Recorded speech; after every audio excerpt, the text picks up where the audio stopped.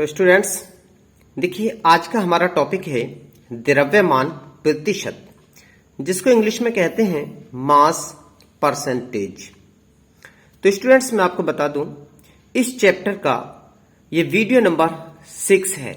इससे पहले इस चैप्टर के 5 वीडियो बन चुके हैं। अगर आपने वो वीडियो नहीं देखे हैं तो शुरू से आप वो वीडियो देख सकते हैं। अगर आप कहेंगे तो उसके लिए मैं डिस्क्रिप्शन बॉक्स में उसका लिंक प्रोवाइड करा दूंगा पहले वाले वीडियो का, तो वहां से जाकर के भी आप देख सकते हैं। तो आज हम समझेंगे द्रव्यमान प्रतिशत के बारे में कि द्रव्यमान प्रतिशत क्या होता है या इसको हम किस तरीके से निकालते हैं। तो द्रव्यमान प्रतिशत की देखिए परिभाषा को हम समझेंगे क्या होता है। 100 ग्राम विलयन में उपस्थित ग्रामों में विलेय की मात्रा को द्रव्यमान प्रतिशत कहा जाता है। इसे स्मॉल w बटे कैपिटल W से प्रदर्शित करते हैं। मतलब समझिए, कैपिटल W बटे स्मॉल w का मतलब है कि विलेय ऊपर आता है, विलेय और विलायक। समझिए नहीं, मतलब विलेय और विलायक। अब ये विलेय क्या होता है, विलायक क्या होता है, ये सारा विस्तार से हम चर्चा करने वाले हैं। एक एक पॉइंट को हम समझेंगे। पहले इसकी परिभाषा को समझ लिए। ये कह रहा है 100 ग्राम विलयन में, मानो 100 ग्राम आपने कोई विलयन बनाया है, उसमें उपस्थित ग्रामों में विलेय की मात्रा जो उसके अंदर घोली गई है, जो विलयन बनाने में घोला गया है विलेय, उसकी मात्रा को द्रव्यमान प्रतिशत कहा जाता है। समझ गए। लेकिन अब इसको मैं समझाऊंगा और विस्तार से समझेंगे। देखिए, इसको हम ऐसे समझेंगे कि हमने ये चीनी ली, ठीक है, शुगर लिया हमने, प्लस पानी को हमने लिया, मतलब जल लिया, ठीक है। अब समझिए 90 ग्राम तो आपने लिया है पानी, 10 ग्राम ली है आपने चीनी। अब जब चीनी को आपने पानी में घोला तो इसके अंदर जब घुलेगी तो ये एक रूप बन के आएगा जिसको हम कह देते हैं शरबत। गांव की भाषा की अगर बात करें, शरबत, या इसको शिकंजी भी कह देते हैं, जिसके अंदर पानी, चीनी जो है पानी के अंदर घोल दी जाती है। तो समझिए, चीनी 10 ग्राम हमने घोली 90 ग्राम पानी में, और टोटल जो वजन बन के तैयार होगा ये वाला कितना हो जाएगा, 90 और 10 100 ग्राम। कितना हुआ ये, 100 ग्राम हुआ। समझ गए। अब इसमें समझिए चीनी क्या है, पानी क्या है और शरबत क्या है। अब हम बात करते हैं अपनी केमिस्ट्री की। तो केमिस्ट्री में देखिए क्या कहा जाता है आपको, चीनी को कहा जाएगा आपका विलेय। विलेय मतलब जिसको घोला जाएगा। इंग्लिश में कहते हैं हम इसको सॉल्यूट, समझना बात के लिए कि प्लस पानी है आपका विलायक। इंग्लिश में कहते हैं हम इसको सॉल्वेंट, ठीक है। जब ये दोनों चीजें मिली, चीनी विलेय हो गया, पानी विलायक हो गया, और जो शरबत बना ये क्या बन गया आपका, विलयन। क्या बन गया, विलयन, जिसको इंग्लिश में कहते हैं हम सॉल्यूशन। बात समझ में आ गई। तो पहले समझना विलेय, विलायक और विलयन क्या होता है। जिस चीज को हम मिलाते हैं या जिसकी क्वांटिटी कम होती है उसको हम विलेय कहते हैं। जिसमें हम मिलाते हैं या जिसमें हम घोलते हैं, जिसकी क्वांटिटी ज्यादा होती है उसको हम विलायक कहते हैं। जब विलेय और विलायक आपस में एक जगह घुल जाते हैं, मतलब होमोजीनियस फॉर्म में एक जगह बिल्कुल मिक्स हो जाते हैं, जिनको अलग अलग करना असंभव होता है, जो बन के तैयार होता है वो फिर हमारा विलयन कहलाता है। बात समझ में आ गई। अब समझेंगे ये द्रव्यमान प्रतिशत के बारे में क्या कह रहा है। द्रव्यमान प्रतिशत के बारे में कह रहा है ये, वो कह रहा है कि 100 ग्राम विलयन में उपस्थित विलेय की ग्रामों में मात्रा को द्रव्यमान प्रतिशत कहा जाता है। तो जो 100 ग्राम विलयन बना उसमें विलेय के कितना है, हमारा 10 ग्राम है, और 10 ग्राम जो मात्रा है वही हमारी द्रव्यमान प्रतिशत होती है। बात समझ में आई स्टूडेंट्स? अब इसके देखिए एक फॉर्मूला होता है, उससे हम इसको समझेंगे। विलेय का द्रव्यमान प्रतिशत बराबर विलेय का द्रव्यमान बटे विलयन का द्रव्यमान इंटू 100। ये फॉर्मूला आ जाता है विलेय का द्रव्यमान प्रतिशत निकालने के लिए। और ये जो द्रव्यमान प्रतिशत है वो यही तो कहता है कि विलयन में जो विलेय है कि ग्रामों में मात्रा कितनी है, कितने प्रतिशत है, कितना परसेंट है, उसी को द्रव्यमान प्रतिशत कहते हैं। अब हमें इस फॉर्मूले के माध्यम से हम विलेय का द्रव्यमान प्रतिशत ज्ञात कर सकते हैं। समझेंगे इसके लिए। देखिए जैसे न्यूमेरिकल है, किसी पदार्थ ए के 2 ग्राम को 18 ग्राम जल में मिलाकर 1 विलयन प्राप्त किया जाता है। विलेय ए का द्रव्यमान प्रतिशत ज्ञात कीजिए। तो ये द्रव्यमान प्रतिशत ज्ञात कर पा रहे, ठीक है। तो हमें इसको निकाल देना है। पहले तो समझेंगे, देखिए विलेय और विलायक और विलयन में अंतर समझ लेना, जो मैंने भी आपको समझाया था। अब ये कह रहे किसी पदार्थ ए के 2 ग्राम को, तो विलेय क्या है आपका? ए है, जिसके 2 ग्राम को किसमें घोल लें? 18 ग्राम जल में घोल लें। तो यहाँ पर जो जल 18 ग्राम का विलायक है और जो पदार्थ ए है ये आपका विलेय है। और जब ये दोनों मिलकर के क्या विलयन बन जाता है, तो विलेय का द्रव्यमान प्रतिशत हमें निकालना है। तो देखिए हमारे पास फॉर्मूला ये है, विलेय का द्रव्यमान प्रतिशत बराबर विलेय का द्रव्यमान बटे विलयन का द्रव्यमान इंटू 100। इस फॉर्मूले को अकॉर्डिंग हम इसको वैल्यू पुट करेंगे। तो ये फॉर्मूला आ गया, ए का द्रव्यमान प्रतिशत बराबर ए का द्रव्यमान बटे विलयन का द्रव्यमान इंटू 100। तो देखो समझना स्टूडेंट्स, अब आपको पता होगा ए का, किसका? ए का द्रव्यमान कितना है? 2 ग्राम। कितना है? 2 ग्राम। तो इसकी वैल्यू लगा दिया आपने 2, ठीक है। नीचे विलयन का द्रव्यमान, तो स्टूडेंट्स विलयन का कितना बनेगा? क्योंकि आपको विलेय और विलायक मिलके ही तो विलयन बनता है। तो 2 ग्राम तो विलेय हो गया और 18 ग्राम आपका क्या हो गया? विलायक हो गया। तो 2 और 18 कितना हो जाएगा आपका? 20, ठीक है। तो कितना बन गया ये आपका? 20 ग्राम ये बन गया। समझ रहे हो ना? विलयन का पूछ रहा है, तो विलयन विलेय और विलायक को मिलाकर के तो बनेगा। तो विलेय कितना? 2 ग्राम है, विलायक 18 ग्राम है। 18 और 2 20, तो विलयन का द्रव्यमान बन गया इंटू 100, ठीक है। ये आपने वैल्यू लगा दी। अब इसकी कैलकुलेशन आप कर सकते हो। देखो 0 से 0 काट दिया, 2 से 2 कट गया, तो कितना बच गया? 10। कितना आ गया आपका? ये 10%। कितना आ गया? 10%। मतलब विलेय की जो पदार्थ की मात्रा कितनी प्रतिशत है? वो 10% है। ए का जो द्रव्यमान प्रतिशत में कितना आएगा? 10% आ गया। तो स्टूडेंट समझ आ गया होगा। इसी तरीके से हम निकाल लेते हैं, बस समझना होता है। विलेय, विलायक और विलयन की थ्योरी समझेंगे और सवाल को हम निकाल लेंगे। नेक्स्ट टॉपिक है हमारा मोल अंश, जिसको इंग्लिश में कहते हैं हम मोल फ्रैक्शन। अब ये मोल अंश क्या होता है इसको समझेंगे हम इसकी परिभाषा से। विलयन के किसी घटक के मोलों की संख्या और विलयन के कुल मोलों की संख्या के अनुपात को मोल अंश कहते हैं। इसे समझेंगे स्टूडेंट्स।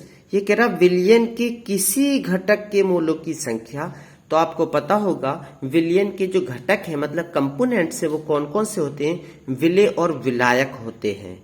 कितने विलेय और विलायक होते हैं? तो ये उसी की बात कर रहा है कि विलयन के किसी घटक के, मतलब विलेय के घटक हो सकते हैं या विलायक के घटक के मोलों की संख्या और विलयन के कुल मोलों की संख्या के अनुपात को मोल अंश कहते हैं। मतलब विलयन के जो कुल मोल है, कुल मोल विलयन की क्या होगा? विलेय प्लस विलायक के मोल बनेगा। समझिए, विलेय के मोल अलग होते हैं, विलायक के अलग होंगे। अब दोनों को जब एक जगह जोड़ देंगे तो वो तो हो जाएंगे विलयन के कुल मोल, ठीक है। और जब किसी भी घटक का निकालेंगे, विलेय के घटक या विलायक के घटक का, हम इसमें निकाल सकते हैं। तो इसे देखिए स्टूडेंट समझेंगे इस तरीके से। और यदि विलयन में विलेय व विलायक के मोल क्रमशः है Na व Nb हैं, तो मतलब ये कह रहा है कि जो विलयन बनने हैं उसमें विलेय और विलायक के जो मोल हैं, जो विलेय के मोल तो Na हैं और विलायक के मोल जो वो Nb हैं, जिससे हमारा विलयन तैयार हो रहा है। तो अब हमें किसका मोल अंश निकालना है? पहले विलेय का मोल अंश निकालेंगे। विलेय का मोल अंश मतलब मोल अंश को x से हम डिनोट करते हैं। तो विलेय का मोल अंश बराबर विलेय के मोलों की संख्या बटे विलयन के कुल मोलों की संख्या। तो स्टूडेंट्स आपको पता होगा विलेय के मोल क्या हैं, बताइए। विलेय के मोल थे हमारे Na, तो क्या आ गया ऊपर Na अपॉन, तो विलयन के कुल मोलों की संख्या। तो विलयन कब बना? जब Na और Nb मतलब विलेय और विलायक जब एक जगह मिल जाता है तो कुल मोल क्या हो गए? Na plus Nb। ठीक है, तो ये तो निकल गया हमारा विलेय के मोल अंश। अब निकालना है हमें किसका? Nb मतलब विलायक का मोल अंश। विलायक का मोल अंश बराबर, अब पता है विलायक का मोल अंश बराबर क्या आएगा ऊपर? विलायक के मोलों की संख्या बटे विलयन के कुल मोलों की संख्या। तो आपको पता होगा विलायक के मोल क्या हैं? Nb अपॉन, अब विलयन के कुल मोल तो वही रहेंगे Na मतलब विलायक के मोल प्लस विलेय के मोल प्लस विलायक के मोल, मतलब विलेय और विलायक मिल जाए। तो इस तरीके से हमारा ये होता है आपका मोल अंश। मोलरता, जिसको इंग्लिश में कहते हैं हम मोलरिटी। अब ये मोलरिटी क्या होती है, इसकी देखिए पहले हम परिभाषा समझेंगे। किसी विलयन के 1 लीटर में घुले विलेय के ग्राम अणु या मोलों की संख्या को विलयन की मोलरता कहते हैं। इसे कैपिटल M से प्रदर्शित करते हैं। इसका मात्रक मोल प्रति लीटर है। ठीक है, ये तो हुई इसकी परिभाषा। अब इसका मैं खंडन करता हूं, इसका ऑपरेशन करता हूं, जिससे आपकी बात समझ में आ सके। ये कह रहा है कि किसी विलयन के 1 लीटर में, मान के चलिए आपने कोई 1 लीटर विलयन बनाया, ठीक है, पूरा 1 लीटर विलयन बनाया है। अब कह रहा है 1 लीटर में घुले विलेय के ग्राम अणु या मोलों की संख्या को, जो 1 लीटर विलयन बना। तो आपको पता है विलयन कब बनेगा? विलेय और विलायक को मिला करके आपका विलयन बनेगा।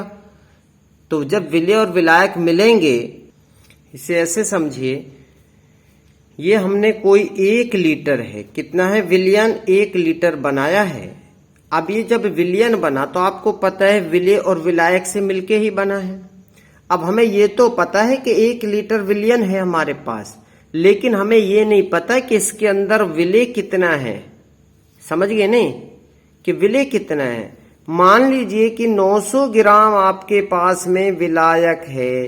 कितना? 900 ग्राम। अब 100 ग्राम क्या है आपके पास में? कोई विलेय है। मान लीजिए जो भी आपने मिलाया, चीनी, बूरा, ग्लूकोज से, अगर जिसका भी आप विलयन बना रहे हैं, तो ये कह रहा है जो इसकी मात्रा है, ये वाली जो मात्रा है विलेय की, जो 100 ग्राम जो मात्रा है, जो 1 लीटर विलयन में क्या है? उपस्थित है, इस मात्रा को कहते हैं हम क्या? मोलरता। इसका फॉर्मूला आता है मोलरता बराबर विलेय के मोलों की संख्या बटे विलयन का आयतन लीटर में। ये ध्यान रखना है कि जब भी हम इसका न्यूमेरिकल निकालेंगे तो जो आयतन आएगा विलयन का वो लीटर में निकालना है। अगर आपका मिलीलीटर में दे दे या ग्राम में उसमें दे दे, जिसमें भी देगा मिलीलीटर हो, ठीक है, तो उसको हमें क्या करना पड़ेगा? पहले लीटर में कन्वर्ट करेंगे तभी हम इसको निकालेंगे। तो ये ध्यान रखना है, मोलरता जो होती है वो लीटर से संबंधित होती है। मोलरता का एक और फॉर्मूला होता है जो आपका न्यूमेरिकल में यूज होता है, वो होता है मोलरता बराबर विलेय का भार बटे विलेय का अणु भार बटे विलयन का आयतन लीटर में। बात समझ गए? ये ज्यादातर आपका जब भी मोलरता पर कोई न्यूमेरिकल आता है तो ज्यादातर इसी फॉर्मूले का यूज करके निकाला जाता है, इस फॉर्मूले के अकॉर्डिंग। अब देखेंगे हमको एक न्यूमेरिकल कैसे निकालेंगे।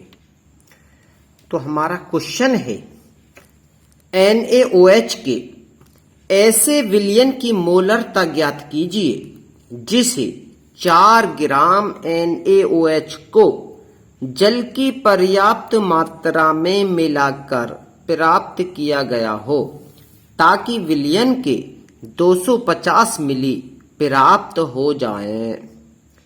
तो भैया इसकी हम समझेंगे पहले ये कहना क्या चाह रहा है सवाल। अगर हम इसकी सवालुआ की बात ही नहीं समझ पाएंगे तो भैया फिर निकालेंगे कैसे। तो समझिए क्या है आपका, ये कह रहा है NaOH के ऐसी विलयन, मतलब एक विलयन बना रहे हैं जिसमें हम NaOH मिला रहे हैं। अब वो NaOH किस में मिला रहे हैं, देखिए यहाँ पर बात कह रहा है ये किसकी पर्याप्त मात्रा, जल की पर्याप्त मात्रा में मिला रहे हैं। और कितना मिला रहे हैं, जिसे 4 ग्राम NaOH को जल की पर्याप्त मात्रा में मिलाकर, समझिए। तो विलय क्या है आपका, 4 ग्राम NaOH है, प्राप्त किया गया ताकि विलयन के 250 मिली प्राप्त हो जाए। जो विलयन बन के तैयार कह रहा है ये 250 मिलीलीटर विलयन बन के हमें प्राप्त हो जाए, ये बात इसकी कह रहा है। तो भैया इसको समझिए, अब हम इसका सवाल निकालेंगे फॉर्मूला लगा करके। तो देखिए हमारा फॉर्मूला आ गया, मोलर M बराबर NaOH का द्रव्यमान, मतलब द्रव्यमान मतलब भार। कंफ्यूज मत हो जाना भैया, जो फॉर्मूले में हमने विलय का भार लिखा है, विलय क्या है, इसके अंदर NaOH है जो दे रखा है, तो उसी को तो हम विलय कहेंगे। यहाँ तो हमने विलय दे दिया एक कॉमन। अब इसमें विलय क्या है आपका सवाल में, NaOH है, तो NaOH का द्रव्यमान, द्रव्यमान या भार मतलब एक ही बात है, ठीक है, बटे अब विलय का अणु भार। अब विलय क्या है आपका, NaOH है, तो उसका अणु भार बटे विलयन का आयतन लीटर में। तो अब देखिए स्टूडेंट्स इसकी हम वैल्यू एक एक करके लगा देंगे। NaOH का द्रव्यमान कितना है, 4 ग्राम है, तो इसकी वैल्यू हमने 4 बटे NaOH का अणु भार।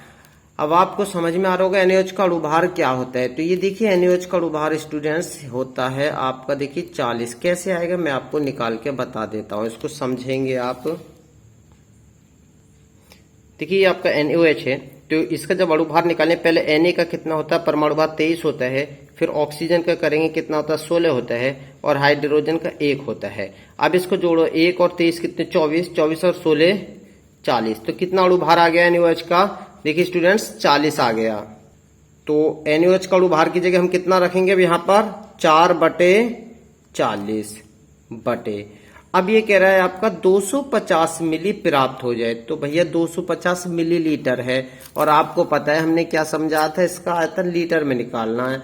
जब मिलीलीटर भैया दे रखा हो तो हम लीटर बनाएंगे। अब लीटर बनाने के लिए 1000 से भाग दे देंगे, या आसान सी तरतीब है, देखो 250 मिली है, 250 मिली में सीधा पॉइंट लगा दो, 3 अंक की तरह आ जाएगा, तो 2.250 भैया ये लीटर बन गया, समझ गए, मिलीलीटर का लीटर। इस तरीके से बना लो, ये 250 में 1000 का भाग दे दो, तो 250 1/4 आ जाएगा। कैसे भी जैसे समझ में ऐसे कर लेना, ठीक है, कैलकुलेशन का कोई मेथड नहीं, जो समझ में वैसे कर लेना। अब समझ लो भैया इसकी कैलकुलेशन कर लो, देखो कैसे कैसे करेंगे। देखो 40 का भाग 4 में दे दो, सीधा सीधा 0.4 बन जाएगा, पॉइंट लगाया 40 हो जाएगा, 4 से भाग दे दो, एक बार जाएगा, ठीक, कितना, 1.1 हो जाएगा, बटे 0.250, ठीक है। अब स्टूडेंट्स हम क्या करेंगे, देखिए यहाँ पर 1 अंक के बाद पॉइंट और यहाँ पर 3 अंक के बाद पॉइंट। अब इस पॉइंट से पॉइंट हटा दो, यहाँ 3 अंक है, यहाँ पर जब है तो क्या करते हैं, यहाँ पर 3 जीरो और बढ़ा देंगे, तो कितना हो जाएगा आपका 1000। अब इससे देखो काटो, 0 से 0, 25 चौका 100, कितना हो गया, 25 चौका 100, तो कितना आ जाएगा आपका, देखिए क्योंकि यहाँ पर 100 आएगा, क्योंकि 1 अंक तो था 100, और हमने यहाँ पर क्या लगा दिया, 1 पॉइंट लगा देंगे अब इसमें, तो ये 0.4 मोल मतलब एम मतलब मोलरता आपका आंसर आ जाएगा। तो देखिए स्टूडेंट इस तरीके से कोई भी न्यूमेरिकल आ जाए तो आप उसकी मोलरता ज्ञात कर सकते हैं। नेक्स्ट टॉपिक है हमारा मोललता, इंग्लिश में कहते हैं इसको मोलेलिटी। तो स्टूडेंट समझना है दोनों में थोड़ा सी अंतर, वो मोलरता था, रे आ रहा था, यहाँ पर ले आ रहा है, तो इसका मतलब ये है आपका मोललता। अब समझेंगे इसकी हम परिभाषा को, ये मोललता होता क्या है। किसी विलयन के 1 किलोग्राम में घुले विलय के ग्राम अणु या मोलों की संख्या को विलयन की मोललता कहते हैं। ध्यान रखना, मोललता कहते हैं। इसे स्मॉल m से प्रदर्शित करते हैं। इसका मात्रक मोल प्रति किलोग्राम है। तो स्टूडेंट्स देखिए, दोनों की जो परिभाषा है वो सेम सी है, मिली जुली है, लेकिन अंतर क्या है वो आपको समझना है। वहां पर बात थी किसी विलयन के 1 लीटर की बात हो रही थी, और यहां पर जो बात हो रही है वो किलोग्राम में हो रही है। ठीक है, आपको पता है लीटर में हमेशा द्रव वाली चीजें मापी जाती हैं, और किलोग्राम में जितनी भी सॉलिड चीजें होती है, ठोस चीजें होती है, वो किलोग्राम में मापी जाती हैं। तो दोनों में पहला अंतर यही है कि वो लीटर में था और ये 1 किलोग्राम में, तो उसमें अंतर 1 लीटर करना, और यहाँ पर 1 किलोग्राम में। बाकी जो कि तो है घुले विलय के ग्राम अणु या मोलों की संख्या को विलयन की मोललता कहते हैं। वहां पर मोलरता कहते हैं, यहाँ पर मोललता कहते हैं। इसे स्मॉल एम से प्रदर्शित करते हैं, जबकि उसको हम कैपिटल एम से प्रदर्शित कर रहे थे, ये अंतर है। इसका मात्रक मोल प्रति किलोग्राम है, जबकि उसका मात्रक क्या था, मोल प्रति लीटर था, क्योंकि हम उसमें लीटर में माप रहे थे। जब इसको किलोग्राम में माप रहे तो इसका मात्रक भी बदल गया, मोल प्रति किलोग्राम हो गया। बात समझ में आ रही है ना? ठीक है, अब इसके लिए देखिए एक फॉर्मूला होता है, मोललता स्मॉल एम बराबर विलय के मोलों की संख्या बटे विलायक का भार किलोग्राम में। तो स्टूडेंट्स ये इसका फॉर्मूला बन जाता है। अब इसी फॉर्मूले के बेस पर हम इसके एक न्यूमेरिकल एग्जाम्पल बतौर लेंगे, जिससे कि हमें आ जाए कि हम मोललता किस तरीके से ज्ञात करते हैं। तो सवाल है आपका ये, 14.625 ग्राम NaCl को 250 ग्राम जल में विलय किया गया है, मतलब घोला गया है। प्राप्त विलयन की मोललता की गणना कीजिए। तो आपका जो NaCl है, जिसमें Na का परमाणु भार होता है कितना, 23, और Cl का होता है 35.5, मतलब 35.5 होता है। अब इसका आपको इसमें इस तरीके से सवाल में दे रखा होता है, जिसको आप आसानी से ज्ञात कर सकते हैं।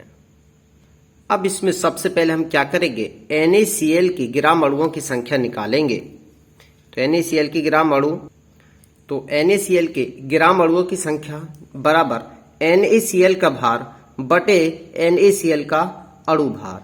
तो देखिए NaCl का भार आपके सवाल में दे रखा है 14.625 14.625 अपॉन NaCl का देखिए अणु भार क्या होगा, Na सोडियम और क्लोरीन को आप जोड़ेंगे 35.5 और 23 को जोड़ेंगे तो 58.5। ठीक है, अब ये 58.5 आएगा। अब इसका हम आप डिवाइड करेंगे, देखिए इसका जब भाग देंगे तो भाग दे करके आप देखो इसका आ जाएगा 1/4 मोल। ठीक है, आप लोग कैलकुलेशन कर लेना, कैलकुलेशन का कोई मेथड नहीं होता है। ठीक है, तो 1/4 मोल आ जाएगा। ठीक है, यहां तक निकाल लिया। अब हमें क्या करना है, इसका मोललता निकालनी है। मोललता वाला फॉर्मूला ये हमारे पास में इसको फिट कर देंगे। तो मोललता का ये फॉर्मूला हम लगा देंगे, विलयन की मोललता बराबर विलय के मोलों की संख्या बटे विलायक का भार किलोग्राम में। तो अभी देखिए विलय के मोलों की संख्या जो हमने निकाली है, ग्राम अणुओं की संख्या जो है वो मोलों की संख्या होती है कितनी, 1/4। तो हमने 1/4 इसको लगा दिया बटे विलायक का भार। अब विलायक का भार देखिए स्टूडेंट्स किस में दे रखा है, 250 ग्राम में दे रखा है, और जबकि सवाल कह रहा है किलोग्राम में करना है। अब जब ग्राम को किलोग्राम में बदलेंगे तो आपको पता होगा क्या करना होता है, 1000 से भाग करना होता है। ठीक है, जब 1000 से हम भाग करेंगे तो ये कितनी बार कटेगा, देखिए 25 चौका 100, मतलब 1/4। तो ये आ जाएगा आपका 1/4 अपॉन 1/4। अब इसको देखिए हम कर देंगे, ये ऊपर हो जाएगा 1 गुणा 4 अपॉन 1 गुणा 4। 4 से 4 आपका कट जाएगा, तो क्या बचेगा ऊपर, 1 का 1। तो आंसर कितना आ जाएगा आपका, 1 मोल प्रति किलोग्राम। ठीक है, जो इसका मात्रक होता है। तो इसको ठीक है, जो इसका मात्रक होता है इस तरीके से हम इसको कर लेंगे। तो देखिए स्टूडेंट्स इस तरीके से हमने कैलकुलेशन की तो आंसर आ गया 1 मोल प्रति किलोग्राम। इस तरीके से हम मोलरता को ज्ञात कर लेते हैं। ये लास्ट टॉपिक है इस यूनिट का, और इस तरीके से यूनिट आपकी कंप्लीट हो जाएगी। तो लास्ट टॉपिक है आपका सीमांत अभिकर्मक, जिसको इंग्लिश में कहते हैं हम लिमिटिंग रीजेंट्स। ठीक है, तो स्टूडेंट्स हम समझेंगे इसको सीमांत अभिकर्मक। पहले तो हम शब्द समझे सीमांत, जिसकी सीमा का अंत हो जाए, ऐसा अभिकर्मक जिसका एंड हो जाए वहां पर, वो अभिकर्मक कहलाता है आपका सीमांत अभिकर्मक। तो इसकी हम परिभाषा लिखेंगे फिर समझेंगे इसको। वह अभिकर्मक जो पहले समाप्त होता है वह उत्पाद की मात्रा को सीमित कर देता है, सीमांत अभिकर्मक कहलाता है। ठीक है, आपने देखिए ये परिभाषा से आपकी समझ आ रहा होगा। मतलब आपने दो अभिकर्मक लिए और दोनों अभिकर्मक में जिसकी मात्रा कम होगी वो पहले खत्म हो जाएगा। जब वो खत्म हो जाएगा तो अभिक्रिया होना क्या होगी, बंद हो जाएगी। जब अभिक्रिया होना बंद हो जाएगी तो इसका मतलब क्या, उसका सीमा का अंत हो जाएगा, तो वो कहलाता है सीमांत अभिकर्मक। अब इसको देखिए स्टूडेंट्स, अगर मैं आपको समझाना चाहूं तो आप समझ सकते हैं। मान के चलिए आपने देखे A प्लस B, ठीक है, आपने A प्लस B लिया और A प्लस B आपको पता है कि क्या बनेगा, हमारा AB बनेगा। ठीक है, अब आपको पता है ये वाला जो पार्ट है ये क्या होता है आपका, क्या होता है, ये आपका अभिकारक होता है। ठीक है, क्या होता है, ये अभिकारक होता है। अब इसमें हमने क्या किया, एक की मात्रा तो ज्यादा ले ली।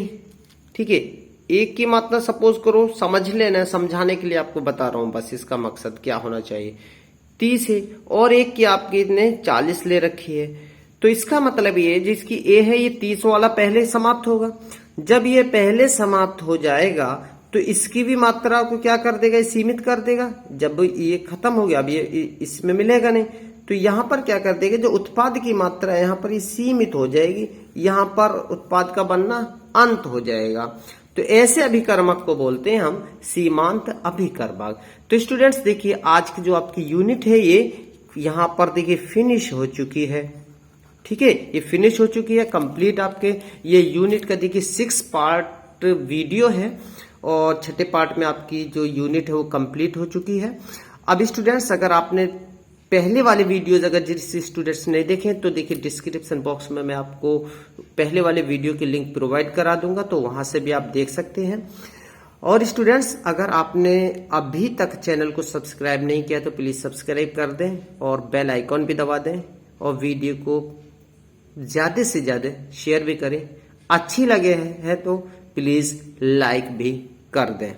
Okay, thank you.